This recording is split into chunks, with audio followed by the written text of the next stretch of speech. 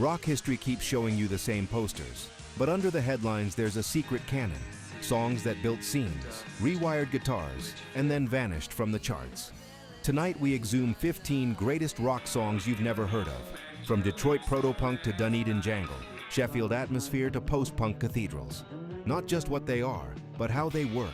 The chord voicings, drum feels, mix choices, and the one decision that made each track immortal in the shadows. If you think you know the map, these records redraw it. Death calling the shot in '76. The Monks inventing Subtraction in '66. The Clean proving Joy with 2 chords. The Chameleons turning Yearning into architecture. Comsat Angels making silence a weapon. The Sound showing what resolve sounds like. Expect Paisley Underground Churn, Power Pop Rockets, and Post-Punk Widescreen. Politicians in My Eyes. Sex Beat. Second Skin. Independence Day. Winning. And 10 more you'll be recommending tomorrow. This is Rock Lore. Subscribe, hit the bell, and let's drop the needle. Watch to the end and leave your one sleeper classic plus why. I'll pin the best picks and build part 2.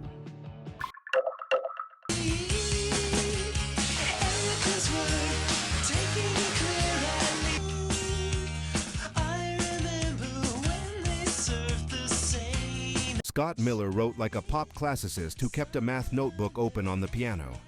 Erica's word is proof. Radiant guitars, brainy chord pivots, and a lyric that makes private longing feel like a code only you can crack. The secret weapon is motion.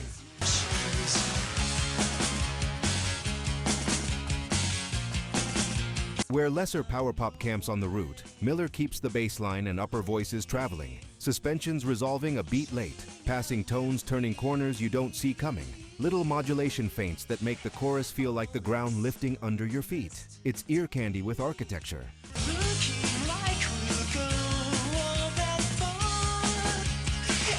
Production is all air and articulation. Chiming 12 strings and bright, narrowly EQ'd rhythm guitars leave room for a bass that sings without booming. Drums are close and dry enough that every tom fill feels conversational rather than showy.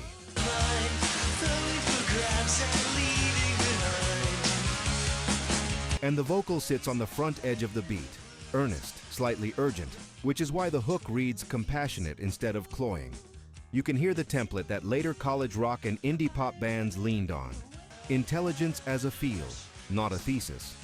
Erica's word never shouts about its cleverness. It lets structure make feeling inevitable. Hey, Rock Lore community.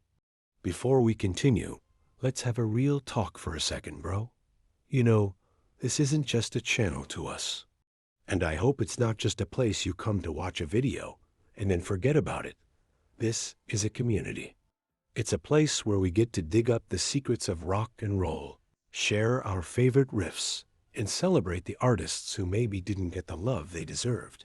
Right now, only about 1% of our viewers are subscribed. We can change that together and grow this community. All you have to do is hit that subscribe button with the notification bell on. When you do, you're not just helping a channel grow, you're becoming a member of the Rock Lore family. You're signaling to us and to YouTube that these stories matter, that this music is worth preserving, and that this community is a place you want to be. Subscribing is your way of making sure you're always in the loop.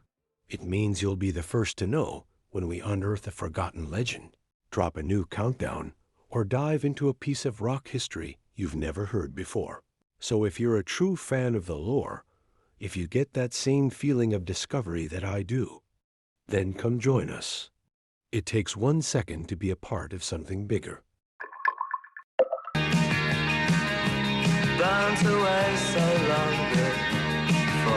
Here's Jangle not as nostalgia, but as cinema. Almost With You frames its melody with 2 guitar narrators, one 12-string laying a bell-like arpeggio grid, another tracing lyrical counterfigures that rise and fall like camera moves. The rhythm section is deliberately non-aggressive, kick and bass tuck under the guitars to make the harmonic shimmer read like weather. Pretty maid's not far behind the dust which fills your sleep. When the chorus arrives, it doesn't inflate, it clarifies. Chord choices avoid the obvious IV. Suspended and added tone voicings pull your ear upward, so lift happens without volume creep. The lyrics' power is restraint. Rather than plot, you get images, a shoreline, a distance, a beckoning that never fully resolves, mirrored by the arrangement's refusal to land hard on big cadences. Does it always feel this chill? Reverbs are long but dark-tuned, so space feels warm, not glossy. It's the rare single that lets mystique carry momentum. By refusing to explain itself, the track becomes a place you return to. That sensibility, song as atmospheric room you can walk around in, seeded a generation of jangle psych and dream-leaning guitar music from Australia to Athens to Paisley Underground LA.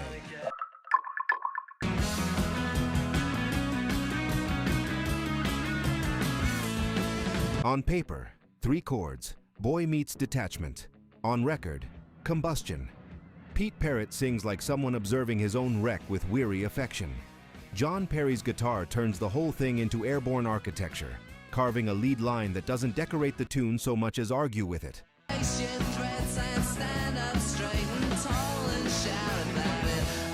The arrangement trick is tension versus release. Verses sit tight, straight eighths, clipped chords, bass on a short leash. So when the pre-chorus lifts, notice the melodic climb against a still economical rhythm part. The chorus feels like a pressure valve opening. Tone paint matters. Guitars are bright but not brittle. They occupy the upper mids with enough bite to read on The solo is a clinic in narrative. Melodic motif set up in the first 4 bars, expanded and inverted in the back half, then handed back to the vocal with a flourish that makes the next verse feel earned. Decades of bands learned the same lesson here. Confidence isn't volume, it's flight path, knowing exactly where you're going and taking off at the last possible second.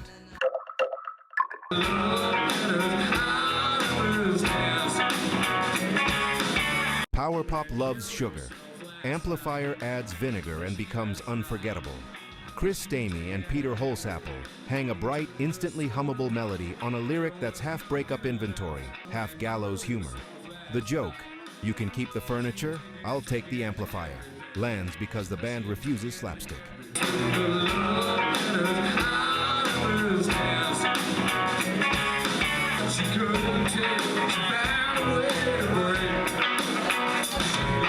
Guitars jangle with just enough grit to suggest frayed nerves, not tantrums. The rhythm section plays politely urgent, dotted eighth guitar figures and little push-pull drum accents turning the screws without raising the tempo. Harmonically, the verses flirt with bittersweet color tones. The pre-chorus shifts harmony earlier than your muscle memory expects, nudging you forward, and the chorus hits with the satisfying thump of a door closing.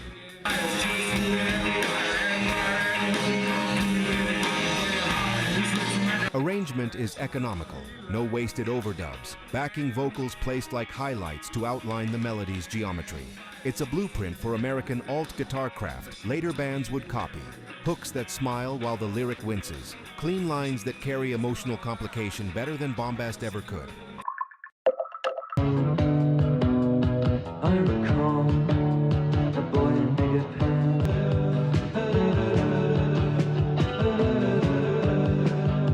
Memory has a time signature, and Catalin Kane writes it down.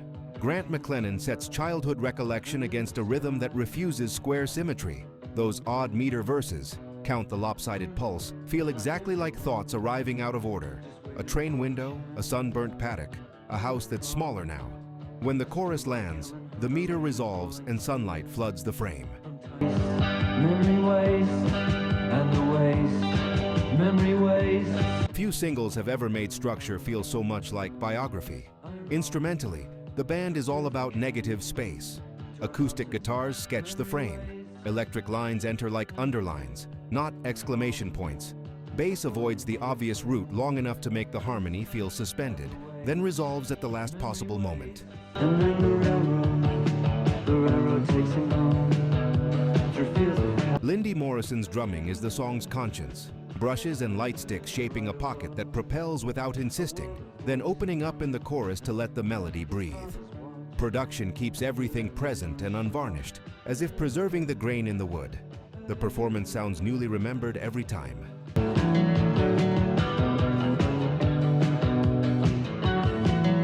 The influence runs quiet but deep.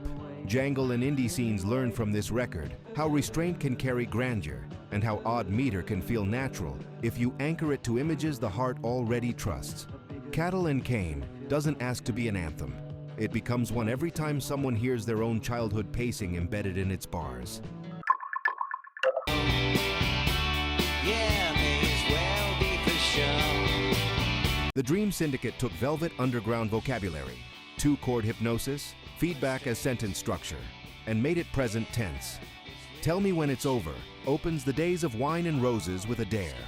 Guitars locking into a low, churning figure, while Steve Wynn sings like he's negotiating with the inevitable.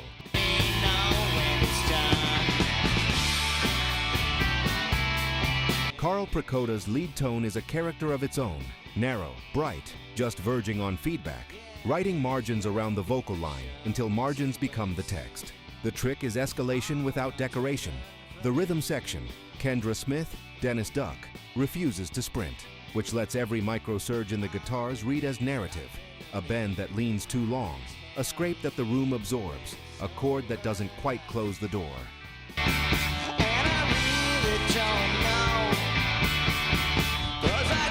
Producer Chris D keeps the image close and dry. Reverb doesn't sweeten anything. It simply proves the band is really there. When the final third stretches out, you can hear the template for a generation of American indie. Repetition as pressure, tension as hook, release withheld until the last safe moment. It isn't a jam, it's cross-examination.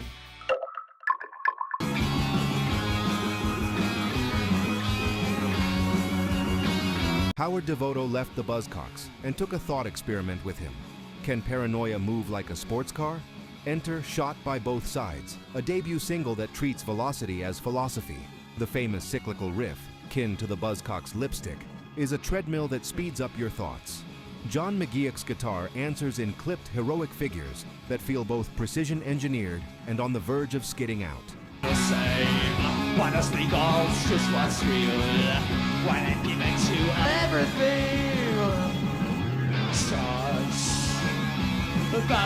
The drums are dry, crisp, almost metronomic.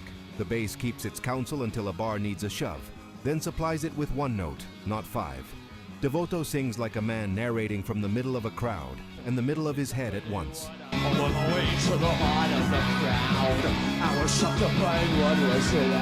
The vocal angles, odd emphasis, lines that overrun bar lines, turn the chorus into an argument you can chant. Production stays unfussy, which is why the song still feels aerodynamic. No couching pads, no safety net, just edges and air. Post-punk often gets filed as dour. Shot by Both Sides is exhilarated by its own clarity, showing how intelligence can be kinetic and how a riff can be a worldview.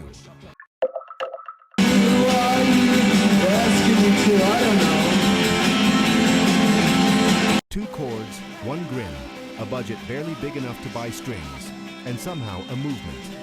Tally-ho is the Dunedin, Flying Nun ethos in miniature.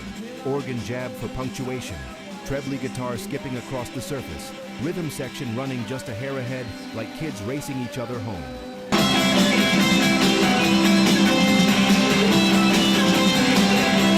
The production is charm, not compromise. Close, almost mono, every transient intact. So you hear hands and lungs and a song that sounds like it decided to exist 5 minutes before the tape rolled. What's enduring isn't just the cheer, it's the economy.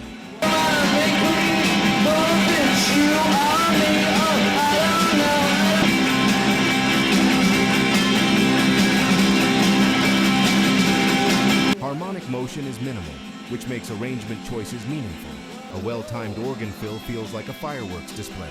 A tiny drum break resets the horizon. Plenty of lo-fi bands would chase this feel. Few understood the discipline behind it. Leave space, keep the chord simple, and put all the invention in attack and timing.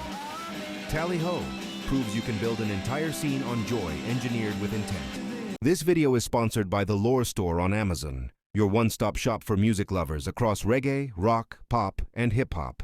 We built it for real listeners who don't want to dig through 1,000 listings to find the right gear.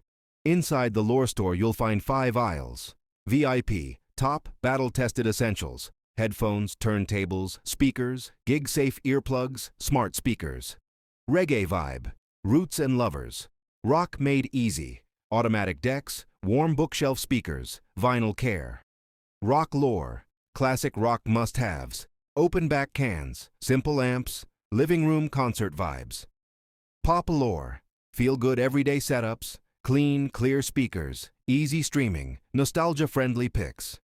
Hip-hop must-haves, punchy bass without the muddle, closed-back headphones and living room systems that handle low-end, plus a rotating crate of old album vinyl if you're rebuilding a 60s-90s collection. Every product page tells you who it's for, 3 pros, 1 con, and why we picked it. So you can choose with confidence. Flying soon? Check. VIP for noise cancelling that tames plane roar. Mostly listening at home? Try open-back headphones that let live albums breathe. Want instant gratification vinyl? Our fully automatic turntable is 1 button from silence to music, and the record cleaning kit knocks down crackle so the bass tightens up. Headed to shows? Grab high-fidelity earplugs. Hands-free at home? Our smart speaker picks let you say, play 70s reggae or classic pop, and you're there. Deal alert! If you use the link in the description, you'll land on our curated picks with current best available Amazon pricing and active discounts where applicable. Prices change, so buy now to lock in today's deal. Tap the link in the description, pick your aisle, grab a favorite, and tell me which category you want me to build next. The Lore Store. Listen better, with gear that gets out of the way and lets the music live.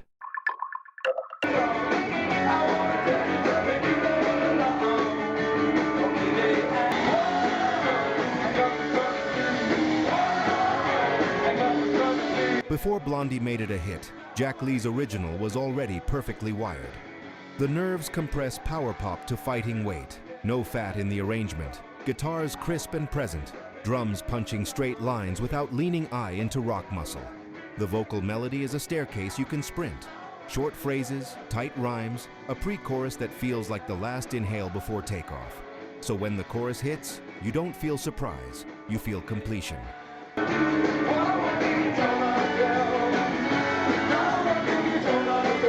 What separates this from 1,000 bright guitar singles is phrasing intelligence. The verses advance in clipped images, the pre-chorus widens the vowels without slowing the tempo, the chorus lands on the title with such clean scansion that you can teach it to a room in one pass.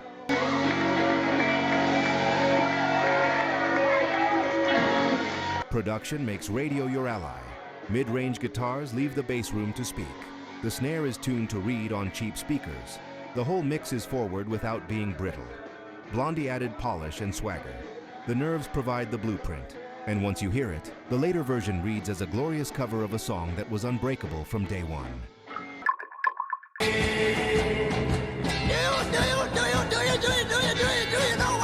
5 American GIs shaved their heads in Germany, wired a banjo like a rhythm guitar, and invented a future minimalism the 60s didn't know where to shelve. I Hate You is the Monks at their starkest. Stomp beat, 2-note bass threats, organ like a warning light, and barked vocals that make contempt sound like a military drill. Because you make me hate you, baby. The lyric invites overreading. Is it anti-war, anti-romance? Both. But the form is the message. Repetition as bludgeon, arrangement as weapon, negative space as menace. The recording is gloriously unvarnished, amps hot, transients unchecked. So every choke, scrape, and snare crack lands with documentary force.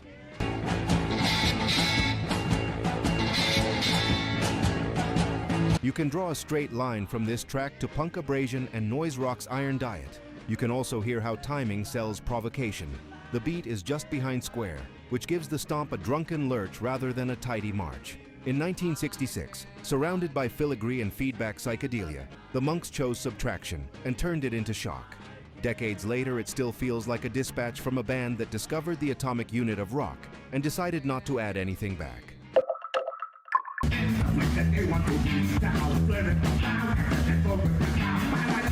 Before the punk story had been formatted for export, 3 black brothers in Detroit, David, Bobby, and Dennis Hackney, wrote a single that reads like a blueprint. The guitar tone is chiseled and percussive, chords clipped hard so every attack behaves like a snare. The bass is wiry and mobile, refusing to sit on roots. The drums strike dead center on the beat with just enough push to make the whole band feel like a closing door.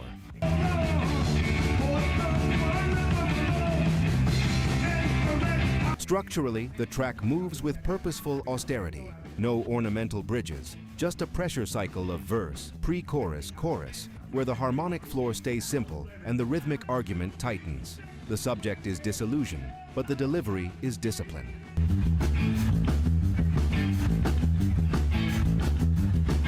Where later punk sometimes mistakes speed for urgency, Death used space, half-bar breaks, choked chords, and voice leading that lands a fraction early to make the critique feel inevitable.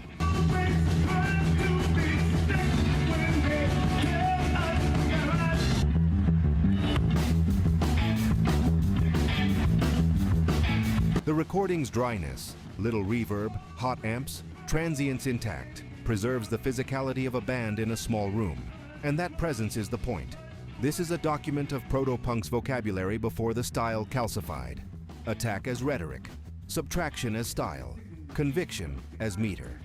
You can draw lines from here to DC hardcore, to Midwestern post-hardcore, to garage revivals. The DNA is all in the choices. Cut the fat, say the thing, mean the hit.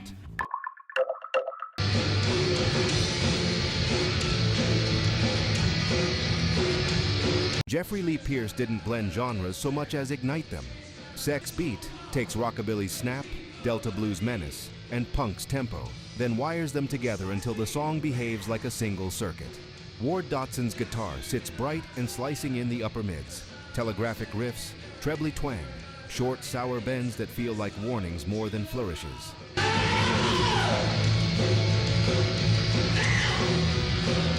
The rhythm section plays a gallop without grandstanding. Kick on the floor, snare up front, bass running parallel lines that widen the lane without softening the edges. The arrangement is a study in momentum. Verses are tight, 4-bar cells locked to a chord that refuses to bloom. So the pre-chorus and chorus feel like a sideways step into a larger room, not a key change.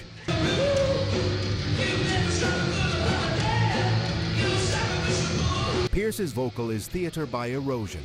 Phrases tumble ahead of the beat as if the lyric is tripping over itself to reach the next bar, then pull back just enough to make the next downbeat feel like a cliff.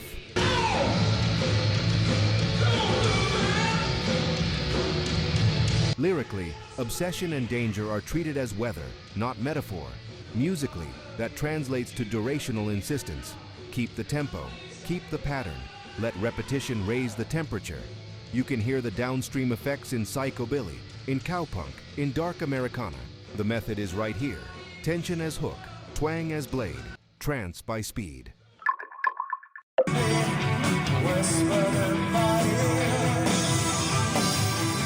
Some bands stack parts. The Chameleons stack horizons. Second Skin turns post-punk into a panoramic field recording. 2 chorus-drenched guitars. Reg Smithies and Dave Fielding trace interlocking arpeggios and long-line suspensions that never quite resolve until the vocal insists. John Lever's drumming favors tom patterns and off-center accents that lift sections without resorting to cymbal carpet.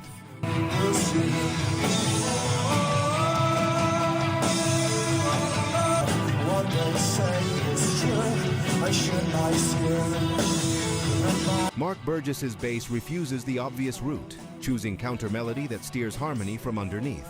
The chord changes are simple, the voicings and note lengths make them feel epic. The song's engine is dynamic patience.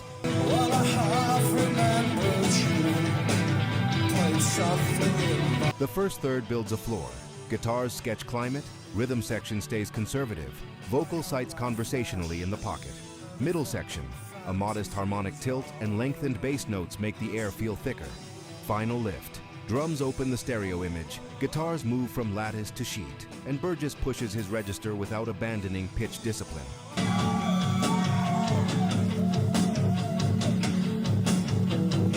No tempo shift, no key modulation, just arrangement blooming like time-lapse. The lyric's haunted persistence, "I've been waiting," is mirrored by the music's refusal to give you an easy landing. Catharsis arrives because the band has taught your ear to yearn. Subsequent waves, shoegaze, dream pop, widescreen indie, borrowed this exact alchemy. Chorus pedals for weather, toms for lift, bass as secret singer.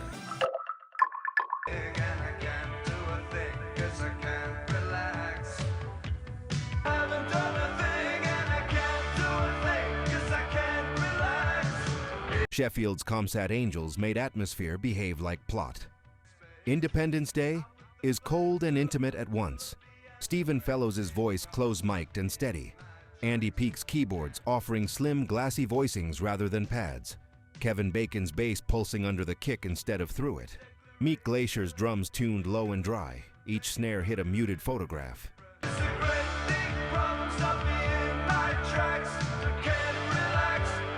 The harmonic palette is narrow, minor shapes with added tone ambiguity. But the arrangement shifts weight so subtly that the same chord can feel like resignation in one verse and resolve in the next. The magic trick is negative space. Guitars choose register carefully to avoid masking the vocal. Keys appear and vanish like breath on a window. Drum fills are placement, not decoration.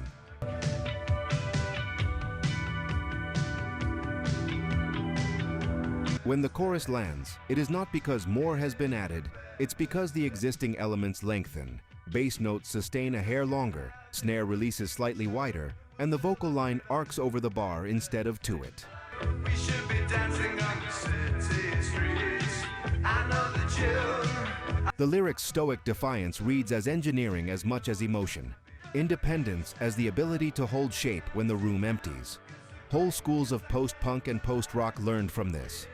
If you control decay, you control narrative. If you choose silence, you choose power. Hey, Rocklore community. Before we continue, let's have a real talk for a second, bro. You know, this isn't just a channel to us. And I hope it's not just a place you come to watch a video and then forget about it. This is a community. It's a place where we get to dig up the secrets of rock and roll, share our favorite riffs, and celebrate the artists who maybe didn't get the love they deserved. Right now, only about 1% of our viewers are subscribed. We can change that together and grow this community. All you have to do is hit that subscribe button with the notification bell on. When you do, you're not just helping a channel grow, you're becoming a member of the Rocklore family. You're signaling to us and to YouTube that these stories matter, that this music is worth preserving, and that this community is a place you want to be.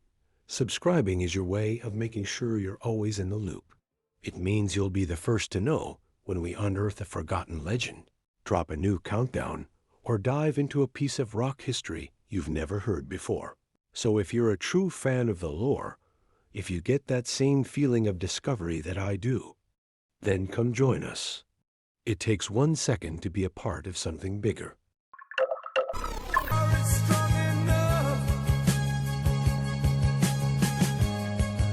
Winning is what it sounds like when resolve becomes rhythm. Adrian Borland sings from the edge of a storm, not triumphalist, not broken, backed by a band that understands how to make lift from clarity. The drums are straight ahead but alive, kick and snare tuned for articulate punch, so the groove feels urgent without hurrying.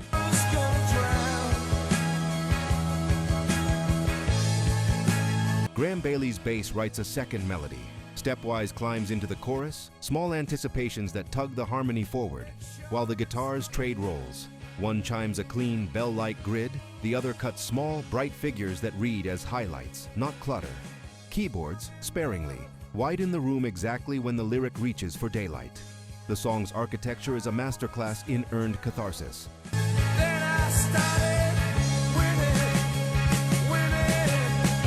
Verses are tight and conversational. Pre-chorus introduces a suspension that refuses immediate resolution. Chorus releases tension without blowing out the dynamic ceiling. The hook isn't blared, it's proven by the band's unanimity of time feel, by Borland's unflinching delivery, by harmonic choices that let optimism sound like work, not wish.